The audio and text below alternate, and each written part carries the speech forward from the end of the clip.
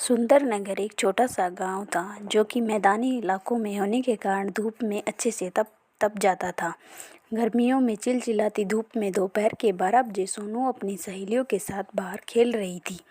तभी एक आइसक्रीम वाला वहां से आता है और सोनू अंदर जाकर अपनी माँ से जिद करती है कि माँ माँ मुझे भी आइसक्रीम खानी है। बाहर सब आइसक्रीम खा रहे हैं, मुझे भी खाने को दो ना। तो उसकी माँ कहती है कि सोनू बेटा जिद नहीं करते, अभी पैसे नहीं है, जब होंगे तब दिला दूंगी, और वैसे भी अभी रोटी खाने का समय हो गया है। आप हमेशा ऐसे ही करती हो मेरी बच्ची, तू अच्छी बच्ची है ना, तू मेरी बात मानती है, मैं तुम्हें फिर कभी दिलाऊंगा। हाँ सोनू चल बहू, खाना लगा दे, इसे भूख लगी होगी। वैसे क्या बनाया है खाने में?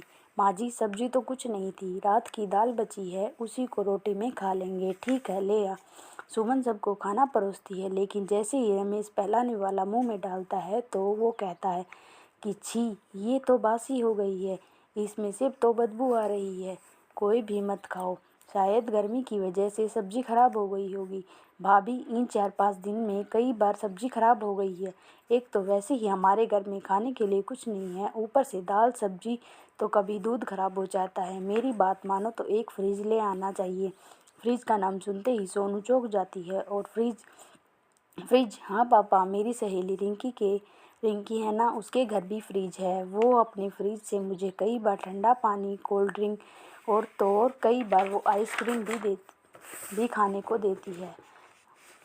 वो तो बहुत महंगा होता है बेटी, लेकिन मैं बहुत मेहनत करूँगा, अपनी गुड़िया के लिए एक फ्रिज ले आऊँगा। लेकिन वो तो सब बाद की बात है, लेकिन अभी खाने कैसे खाएंगे? बहू आम का अचार पड़ा है, ज़रा उसी को ले आ, हम सब उसी में खाना खा लेंगे। वो सभी ज़रा सा अचार के साथ खाना खाते। दरअसल रमेश एक मज़दूर था जिसे कभी कभार काम मिलता था।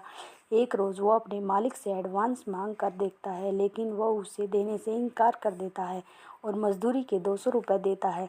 घर आकर रमेश वो पैसे अपनी पत्नी सुमन को देता है और सुमन जाकर कुछ सब्जी ले जाओ सुमन, कुछ सब्जी ले आओ।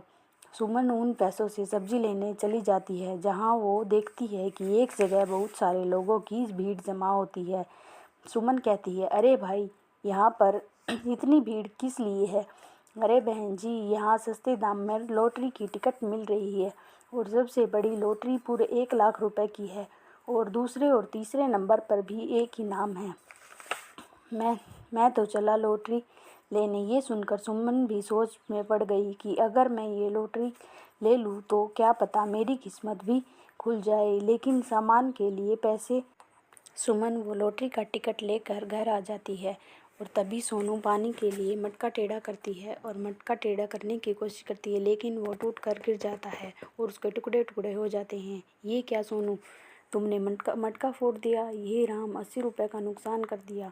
तुम्हारे पापा आएंगे तो क्या पीने के लिए देंगे? मैंने जानबूझकर थोड़ी ना तोड़ा है माँ, पानी ही पीना था, मुझे भी बेकार में डांट रही हो। तभी रमेश ये सब देख लेता है और बस भी करो सुमन, बच्ची है, टूट गया होगा।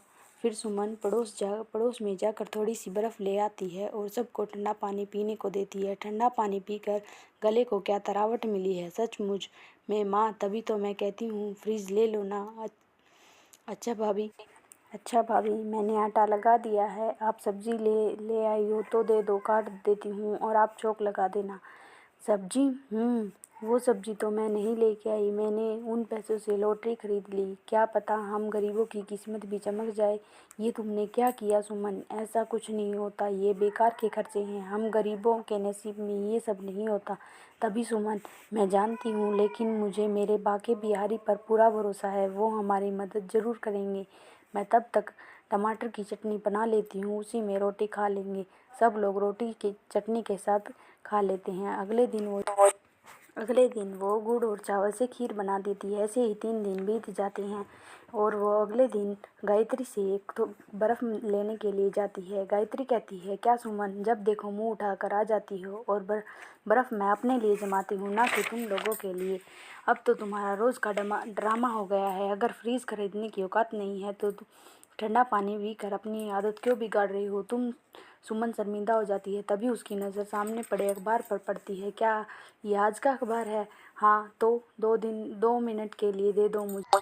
कितनी अजीब हो तुम, एक चीज़ के लिए मना किया दूसरी मांग ली। तुम गरीब लोग ना जाने कब सुधरोगे। सुमन वो अखबार लेकर घर आती है और जल्दी से उस लॉटरी की टिकट को निकालती है और नंबर मिलाती है और वह खुशी से झूम उठती है क्योंकि वह लॉटरी जीत चुकी थी और पूरे 1 लाख रुपए का इनाम जीत चुकी थी। वो भागती हुई लॉटरी लेकर जाती है जहां उसने वो लॉटरी का टिकट खरीदा था। उसे वहां एक डबल डोर का फ्रिज और 1 लाख रुपए मिलता है और वो फ्रिज और पैसे लेकर घर आती है जिससे उसके घर वाले बहुत खुश होते हैं। अब वह फ्रिज में ठंडा पानी, बर्फ़, सब्जियां और दूध रखती हैं जिससे वो चीज़ें खराब भी नहीं होती। दूध व खोए की आइसक्रीम भी जमाती है जिससे उसकी गर्मी काफ़ी कम हो जाती है।